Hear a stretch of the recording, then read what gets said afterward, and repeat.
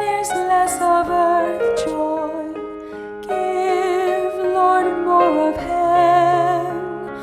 Let the Spirit praise thee, though the heart be rim. If sweet earthly ties, Lord, break at thy decree, let the tie that binds us closer, sweeter be. Lonely though the pathway, cheer it with thy smile. Be thou my companion through earth's little while. Selfless may I live, Lord, by thy grace to be just a cleansed channel for thy life through me.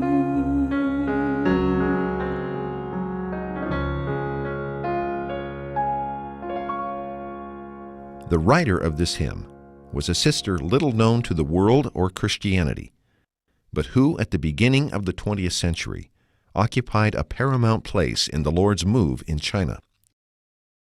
It was through her that Watchman Nee, a seer of the divine revelation in the present age, was introduced to the way of life.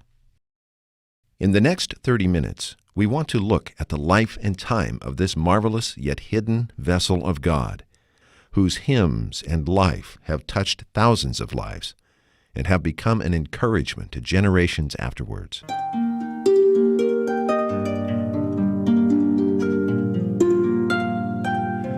Margaret Emma Barber was born in 1866 in Peasenhall in County Suffolk in the south of England, the daughter of Lewis and Martha Barber.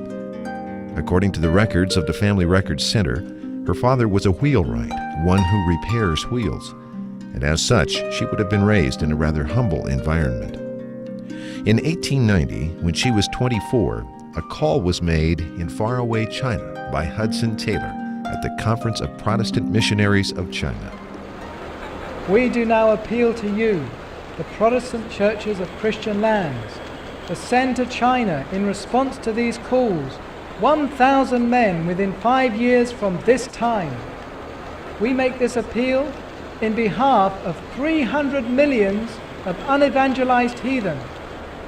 We make it with all the earnestness of our whole hearts, as men overwhelmed with the magnitude and responsibility of the work before us.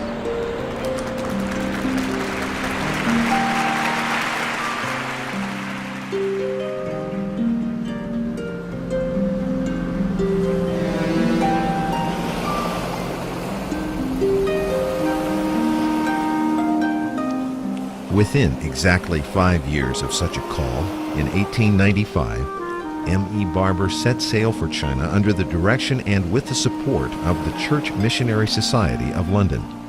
By February of the following year, she arrived in Hong Kong, and in March, in Fuchao.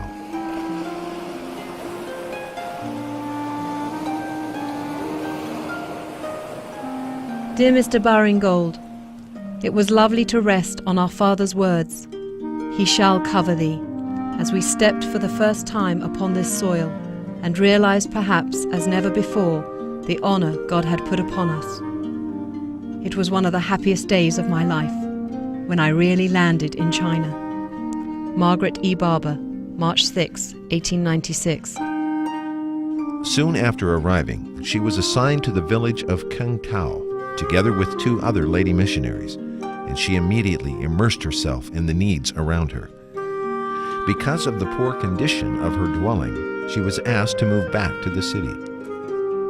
Dear Mr. Baring-Gould, I am extremely sorry to hear from Mr. Lloyd that there is a probability that we may get orders from England to leave our station and go to Fuchao. I am writing to ask you to allow us to remain here. When Dr. Taylor was here, our house was being sealed. Since this work has been done, the difference has been wonderful. Before the house was sealed, the strong winds, which are so cold and searching on the sea coast, come sweeping up through the cracks in the boards. We could never get warm anywhere. The malaria, if there is any, will also now be prevented from rising. The work here is glorious more and more, and there is plenty for us all three to do. With kind regard, I am yours faithfully, Margaret E. Barber, March 16th, 1898.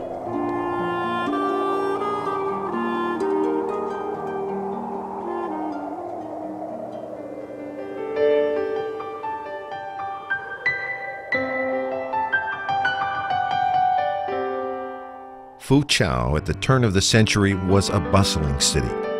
It lies on both sides of the Min River at the estuary. To the north of the river was the old city proper. To the south, a community of more recent development, mainly spurred by the settlement of foreigners and Christian missions. In the middle of the river, an island, and spanning the river was an old bridge, the 1,000-year bridge, built of huge chunks of ancient rocks. Here, Miss Barber was assigned to teach at the Tao Su Girls High School for 7 years. Woo me, O Lord, from easy paths, whose flowers I gather as I go, that I a deeper fellowship with Thee may daily, hourly know. Speak to me, Lord, that as I climb the steeper heights, my soul may hear Thy voice, which never fails to nerve my heart and drive away my fear.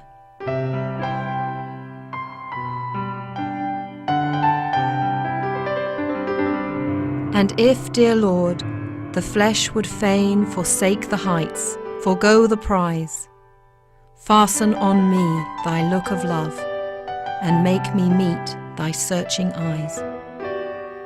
Thus woo me, speak to me, and be the light to lead me on and on, until those glorious heights are gained, where Thou, O Christ, are Holy One.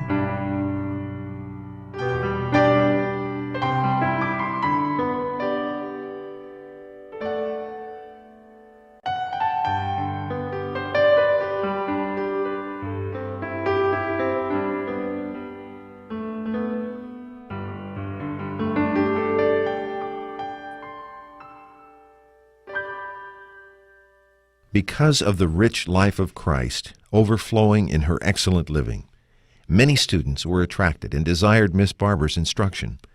This made the principal jealous of her. The principal accused her of 10 illegal matters. While she was being carefully examined, she had a feeling before the Lord. If the thumb argues with the little finger, it only hurts the head. So I should just leave this school. She was completely obedient to Christ and quietly left the school. Even so, a list of her crimes was sent to the parent committee of the British mission. During that time, she was learning to remain silent under the shadow of the cross.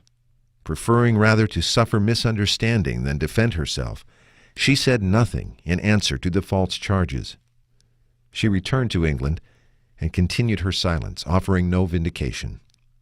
One of her fellow missionaries, however, eventually related the truth of the situation to the director responsible for the mission. Realizing that she had placed herself under the authority of the cross, he finally told her, As your authority, I charge you to tell me the facts of what happened in China. Don't hide anything. Submitting herself to God's delegated authority, she finally told him the truth of what had happened, and her case was cleared.